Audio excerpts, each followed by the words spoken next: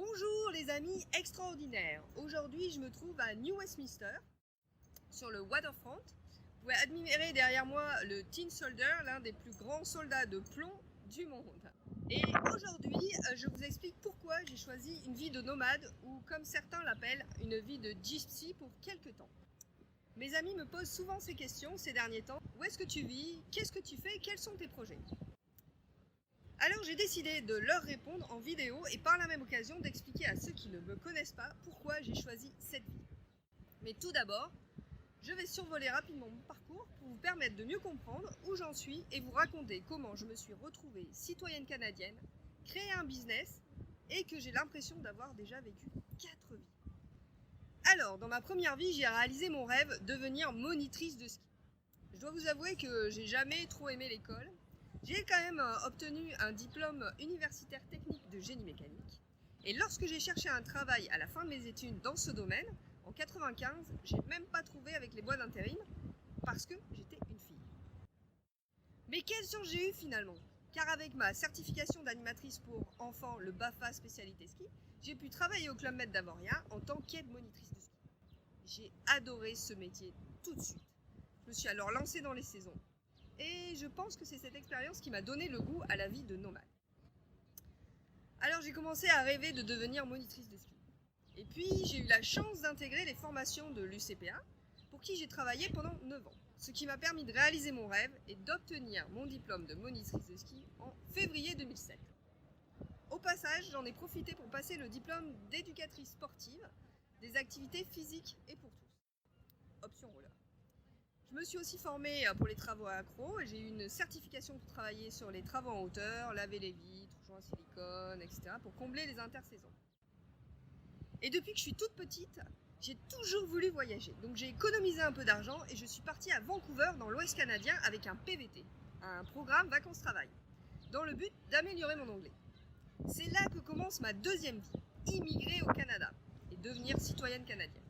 Nous sommes en juin 2006 et je pensais rester 6 mois et ensuite revenir en France. Mais la vie en avait décidé tout autrement.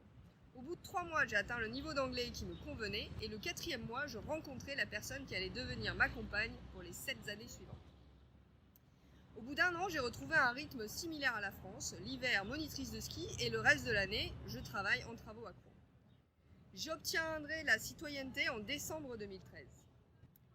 En septembre 2009, j'ai la visite de ma famille et c'est cette visite qui va me donner l'idée de développer un nouveau concept pour visiter la ville de façon ludique et interactive.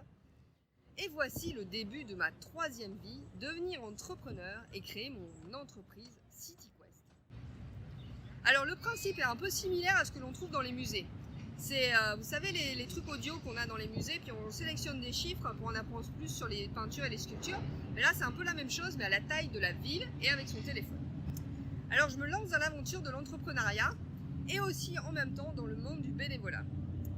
Je suis une formation financée par le gouvernement, le programme Être en affaires qui m'aide énormément et je commence à développer ce concept innovant sur lequel je travaille toujours. Je vous ai mis dans les commentaires des liens pour en apprendre un petit peu plus. Du côté bénévolat, je m'implique dans plusieurs organisations et surtout celle de Vancouver en français où j'apprends beaucoup en gestion, en administration et plein d'autres choses. J'ai même la chance d'organiser la fête de la musique dans les rues de Gastown pendant 5 ans où nous offrons l'opportunité à de jeunes artistes d'avoir une scène et de rendre la ville un peu plus animée.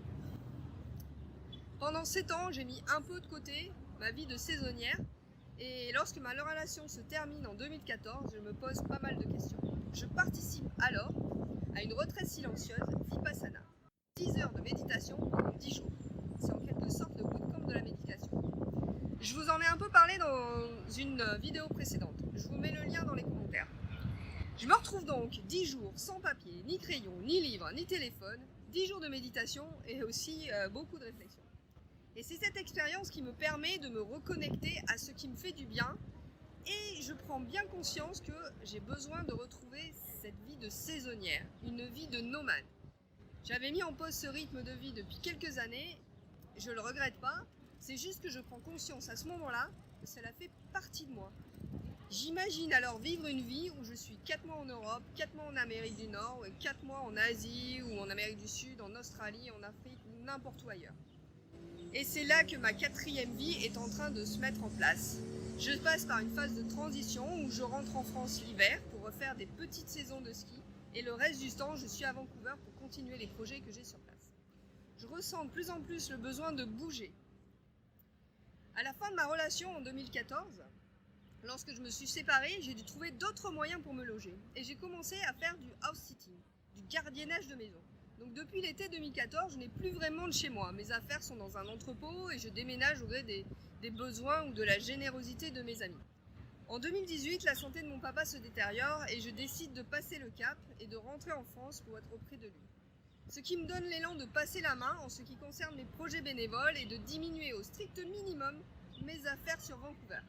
C'était le dernier coup de pouce que j'avais besoin pour me détacher de cette ville et pour commencer à créer une nouvelle vie de nomade. Je ressens vraiment le besoin de bouger, de changer d'air avec les saisons. J'ai envie d'explorer le monde, j'ai envie de rencontrer des personnes, de découvrir de nouvelles cultures et de vivre des expériences qui me demandent de rester un peu plus que 3 semaines dans une ville.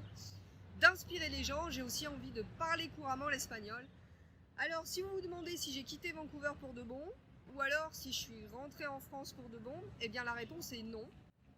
J'ai pas vraiment quitté Vancouver et je me suis pas vraiment installée en France. J'aspire à créer une base en Colombie-Britannique, en Canada, et j'ai aussi maintenant une base en France et je compte bien passer encore du temps dans les 2 pays. Et j'ai envie de créer cette vie de gypsy, de nomade et d'explorer d'autres contrées. Alors en ce qui concerne les prochains projets pour 2019-2020, j'aimerais faire une saison de ski au Japon, me former en massage thaï, passer 4 mois au Pérou et pratiquer l'espagnol. Et j'espère que ça répond à vos questions et peut-être vous aide à mieux comprendre la vie extraordinaire que j'ai envie de créer. Vous en savez un petit peu plus sur mon parcours et sur ce que je souhaite mettre en place pour bientôt. Alors n'hésitez pas à me poser des questions ou partager votre témoignage, réagir à cette vidéo et pensez à vous abonner à ma chaîne. Il faut appuyer sur le petit bouton rouge pour suivre mes aventures. Et je vous dis à ciao, à bientôt pour une prochaine vidéo.